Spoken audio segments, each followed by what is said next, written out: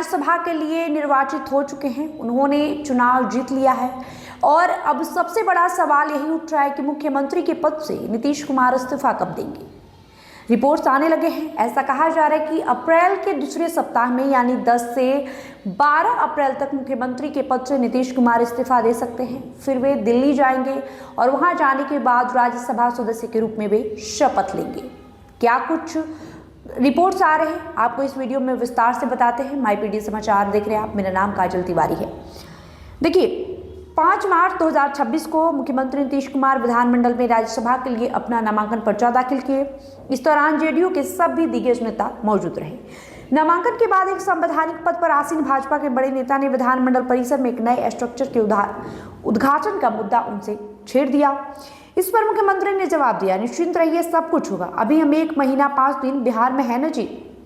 नामांकन कार्यक्रम में शामिल एक सीनियर नेता ने यह बताया कि अब अगर 1 महीना 5 दिन की अवधि जोड़े तो मुख्यमंत्री ने उसी दौरान 10 अप्रैल तक बिहार में रहने का संकेत दे दिया था।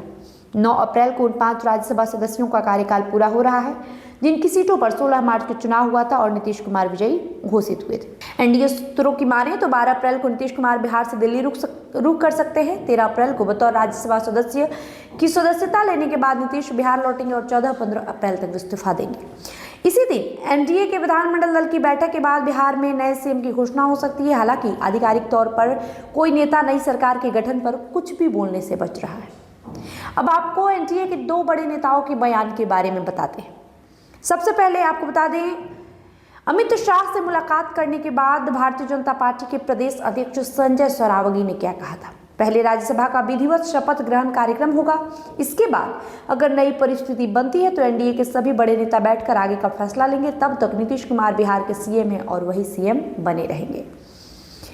इसके बाद चिराग पासवान ने बयान दिया, मैं मुख्यमंत्री पद की दौड़ में नहीं हूं, कभी रहूंगा भी नहीं। मेरी इच्छा है कि बिहार का अगला मुख्यमंत्री भारतीय जनता पार्टी का हो। राष्ट्रीय जनतांत्रिक गठबंधन के मुख्यमंत्री पद को लेकर सब कुछ तय हो चुका है। जल्द ही बिहार के अगले मुख्यमंत्री के नामों का घोषणा हो जाएगा। 26 मार्च को नालंदा और पटना में सीएम नीतीश कुमार की समृद्धि यात्रा का समापन हुआ। 27 मार्च पटना में आयोजित रामनवमी कार्यक्रम में मुख्यमंत्री नीतीश कुमार शामिल होंगे। वहीं 31 मार्च को नालंदा इंटरनेशनल यूनिवर्सिटी के दीक्षांत समारोह में राष्ट्रपति के साथ सीएम नीतीश शामिल होंगे। 4 अप्रैल को मोतिहारी सेंट्रल यूनिवर्सिटी के दीक्षांत समारोह में उपराष्ट्रपति के साथ शामिल होंगे। अब आपको बता दें, नीतीश कुमार को हर हाल में 30 मार्च से पहले बिहार विधान परिषद से इस्तीफा देना होगा। पब्लिक रिप्रेजेंटेटिव एक्ट 1951 की अनुच्छेद 101(2) के तहत प्रोहिबिशन ऑफ साइमल्टेनियस मेंबरशिप 1950 के तहत हर हाल में 14 दिन के भीतर उन्हें एक सीट से इस्तीफा देना होगा।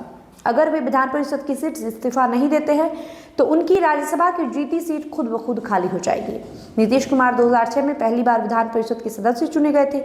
इसके बाद से 2026 तक 10 बार वे लगातार सीएम पद का शपथ ले चुके हैं, लेकिन सीएम रहते हुए कभी विधानसभा का चुनाव वे नहीं लड़े। विधान परिषद के रास्ते ही पॉलिटिक्स करते रहे। अब जब वे राज्यसभा सांसद निर्वाचित हो गए हैं तो 20 साल के उनके इस सफर का अंत होने जा रहा है। नीतीश राज्यसभा चुनाव जीत चुके हैं। उनके बेटे निशांत कुमार भी पॉलिटिकल तौर पर एक्टिव हो गए हैं। दूसरी तरफ राज्यसभा का चुनाव जीतने के बाद सीएम लगातार अपने कार्यक्रमों में व्यस्त है। न तो जेडीयू की तरफ से और न ही भाजपा की तरफ से पावर शिफ्टिंग पर किसी तरह का कोई बयान दिया जा रहा है। सूत्रों की माने तो पहली बार बिहार में भाजपा का सीएम बनना तय है। नए सीएम का नाम भी अन्य राज्यों की तरफ पर्ची ही तय करेगा। एनडीए के विधायक दल की बैठक से पहले बीजेपी दफ्तर में विधानमंडल दल के नेताओं की बैठक होगी। जिस दिन सीएम नीतीश कुमार इस्तीफा देंगे उसी दिन ये बैठक होगी। इसमें केंद्रीय पर्यवेक्षक सेंट्रल लीडरशिप के फैसले से राज्य के नेताओं को अवगत कराए जाएंगे।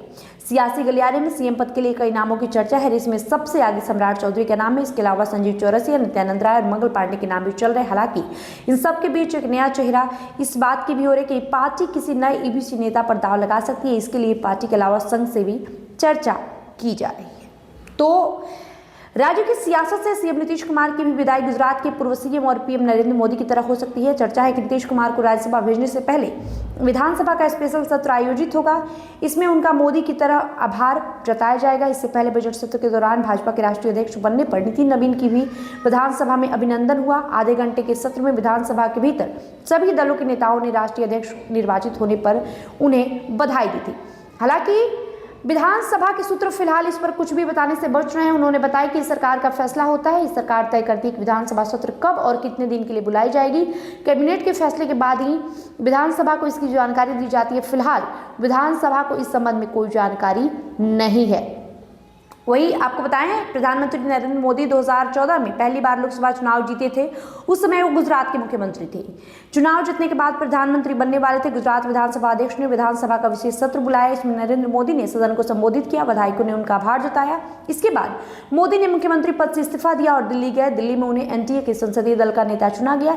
कुछ इसी तरह नीतीश कुमार की भी विदाई हो सकती है। तो कहीं ना कहीं अब ये लगभग तय माना जा रहा है कि 30 मार्च के पहले नीतीश कुमार 30 मार्च तक विधान परिषद से इस्तीफा देंगे।